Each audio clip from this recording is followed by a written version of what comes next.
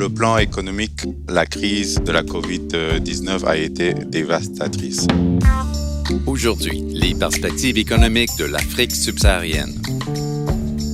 En quelques mois à peine, cette crise a mis en péril des années de progrès, durement acquis à la fois en matière de développement et dans les acquis sociaux.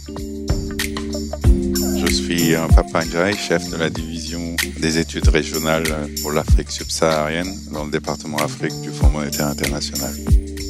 Et bienvenue à l'écoute de ce podcast du FMI. Je m'appelle Bruce Edwards.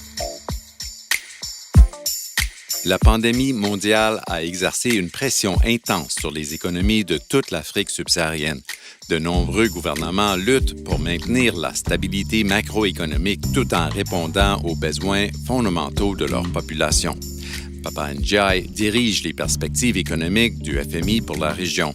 Il dit que l'économie de l'Afrique subsaharienne connaîtra sa pire contraction jamais enregistrée cette année, ramenant le revenu réel par habitant au niveau de 2013. Il semble que les taux d'infection soient considérablement plus bas que dans d'autres régions, mais la pandémie a certainement perturbé les économies de l'Afrique subsaharienne. Comment cette crise s'est-elle déroulée depuis qu'on s'est parlé en avril dernier? Sur le plan de la crise sanitaire, l'apparition de la pandémie a été plus retardée en Afrique subsaharienne et on a vu des taux d'infection qui ont été relativement plus faibles par rapport à d'autres régions du monde. Cependant, ces résultats doivent être pris avec beaucoup de prudence parce que les pays de la sous-région ont un nombre limité de tests qui pourraient masquer la véritable ampleur de la pandémie.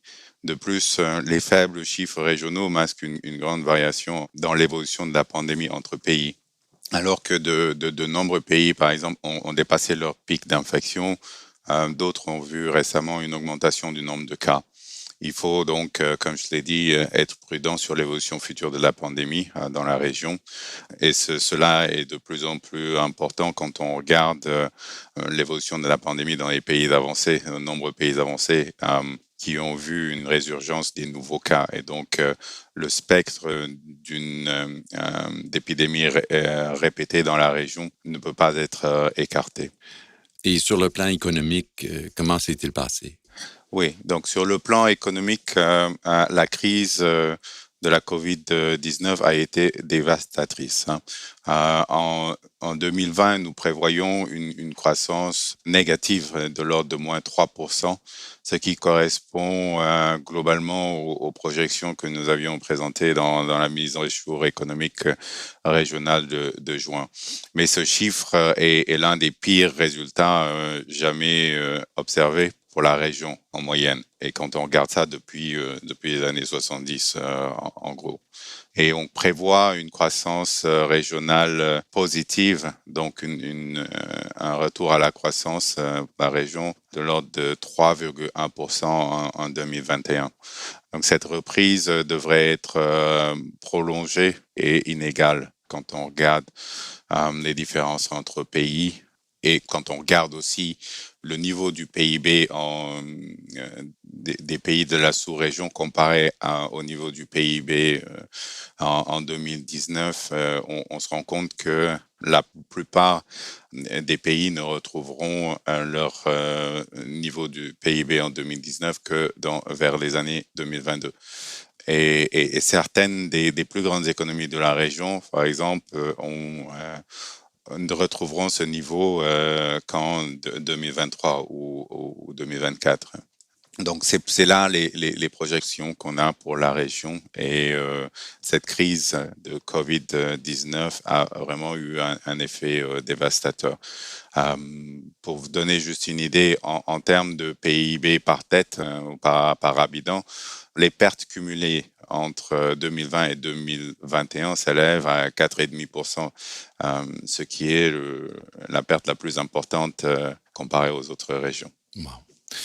Alors, comme vous avez noté, l'impact de la crise est profonde. Les perspectives suggèrent même qu'elle pourrait littéralement reculer de 20 ans sur certains aspects du développement. Que faudrait-il pour remettre les choses sur les rails?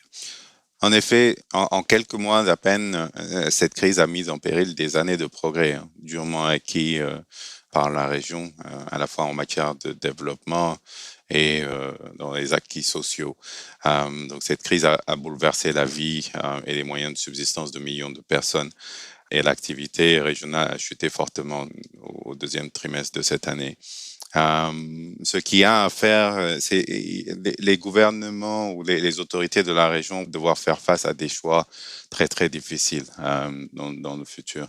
Et ce, à cause des ressources limitées dont les pays disposent. Tant la politique budgétaire que la politique monétaire devront trouver un équilibre entre la nécessité de stimuler l'économie et la nécessité d'assurer la soutenabilité de la dette, la stabilité extérieure et la crédibilité à long terme. Du point de vue financier, il y a aussi un acte d'équilibrage qui devra se faire entre la nécessité pour la réglementation et les surveillances financières d'aider les banques et les entreprises touchées par la crise sans pour autant compromettre la capacité des systèmes financiers à soutenir la croissance à long terme. Et tous ces efforts doivent être contrebalancés avec une nécessité de maintenir des filets sociaux et de promouvoir une croissance soutenue et inclusive à long terme. Donc c'est là un défi très difficile à lever et c'est un défi qui va exiger un soutien extérieur continu. Sans une aide significative, de nombreux pays de la sous-région auront du mal à maintenir la stabilité macroéconomique de leur pays tout en répondant aux besoins fondamentaux de leur population. Cette année, quand on regarde l'aide que le Fonds monétaire international a pourvu à la région, ça a été l'une des aides les plus conséquentes qu'on a vues depuis plusieurs années, parce que en juste l'espace de quelques mois, le Fonds monétaire international a débloqué à peu près 16 milliards de dollars pour 33 pays de la sous-région et a aussi donné un allègement immédiat du service de la dette à 22 pays les plus pauvres de la sous-région. C'est là une aide conséquente, mais ce sera pas, c'est pas suffisant. Les pays de la sous-région font face à un déficit de financement qui est substantiel à moyen terme. Nos derniers calculs indiquent un déficit de l'ordre de 290 milliards de dollars entre 2020 et 2023.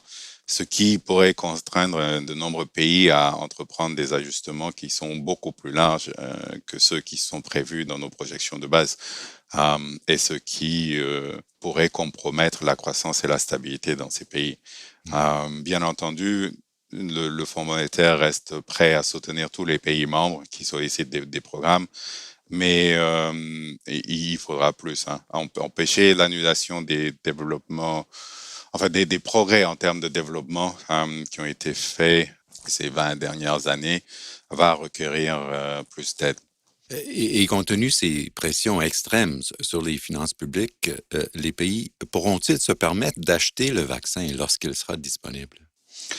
C'est une question très importante et un aspect clé dans cette lutte contre la crise sanitaire, la pandémie, et c'est vraiment de garantir que toutes les innovations, qu'il s'agisse de tests, de traitements ou de vaccins, soient produites à une grande échelle pour le bénéfice de tous les pays.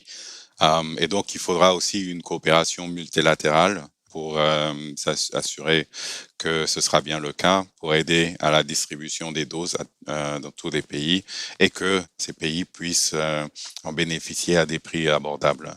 En gros, la communauté internationale devra continuer à aider les pays en particulier les pays dont les systèmes de santé sont limités, en partageant leurs équipements, leur savoir-faire et en pourvoyant le soutien financier nécessaire.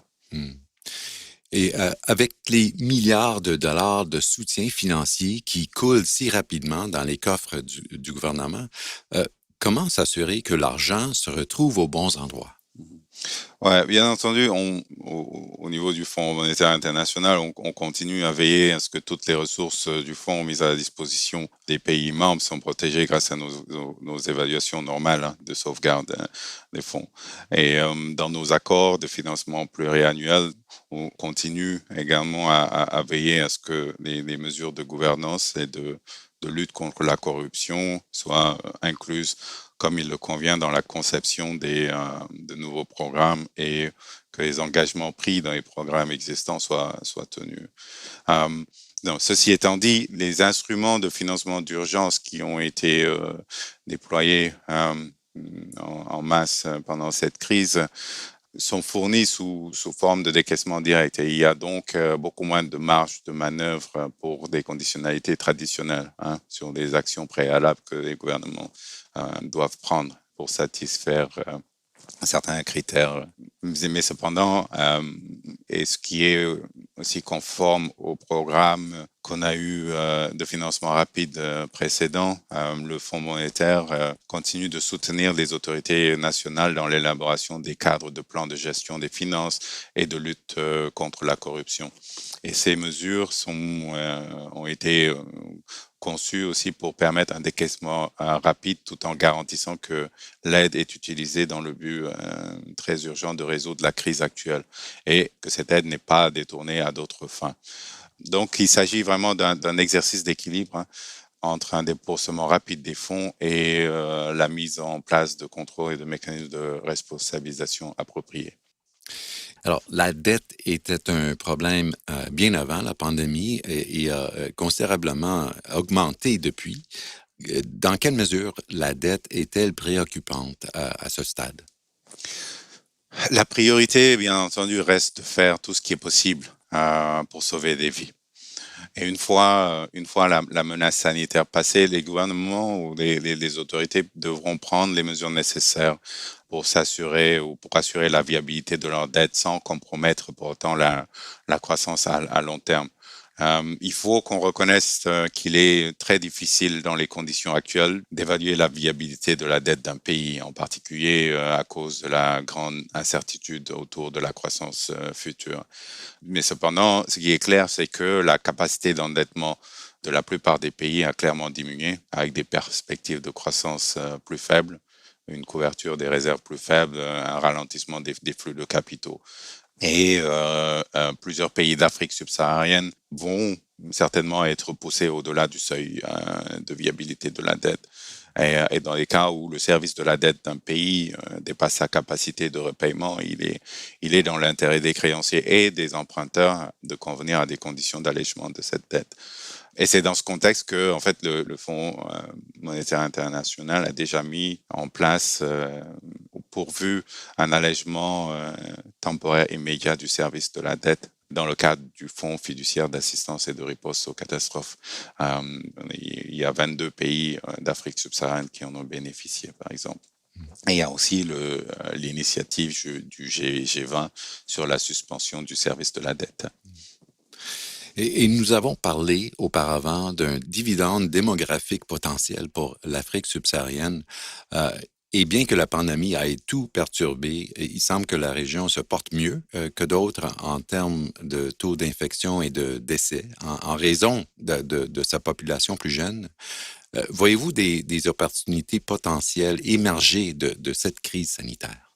Ouais, malgré cette crise sanitaire qui a été dévastatrice, le potentiel de la région et l'ingéniosité de sa population restent intacts. Et il est impératif que les pays exploitent ce potentiel pour que la région puisse retrouver le chemin du développement durable et inclusif. Cette pandémie, bien qu'elle ait été dévastatrice, les besoins de reconstruction et de relance des économies présentent une opportunité historique pour reconstruire un avenir meilleur, un avenir qui est axé sur un modèle de croissance plus favorable à l'environnement, par exemple, plus durable et inclusif, et qui peut générer des gains de développement encore plus importants dans le long terme. Et réaliser cet objectif devra ou nécessitera des réformes transformatrices pour promouvoir la résilience, stimuler la croissance à moyen terme et créer les millions d'emplois qui sont nécessaires pour absorber les nouveaux entrants dans les marchés du travail. Et ces réformes transformatrices sont en gros des réformes liées à la mobilisation des recettes nationales à la promotion de la numérisation, par exemple, ou du numérique, à l'intégration commerciale pour la zone de libre-échange continentale africaine et promouvoir la concurrence. Et enfin, pour ne citer que quelques mesures, la lutte contre le changement climatique. Donc, ces réformes doivent être complétées par des réformes de gouvernance pour améliorer la gouvernance, améliorer la transparence, ce qui permettra d'instaurer une confiance dans l'état de droit et améliorer les conditions des entreprises. Donc, en gros, toutes ces réformes permettront à la région d'attirer les flux de capitaux qui lui permettront de satisfaire ses larges besoins de financement qui ont été causés par la pandémie de la COVID-19. Ces réformes permettront aussi à la région de réaliser ses objectifs de développement durable et par là, potentiellement, devenir un moteur de croissance globale. Papa Ndiaye, je vous remercie. Merci beaucoup.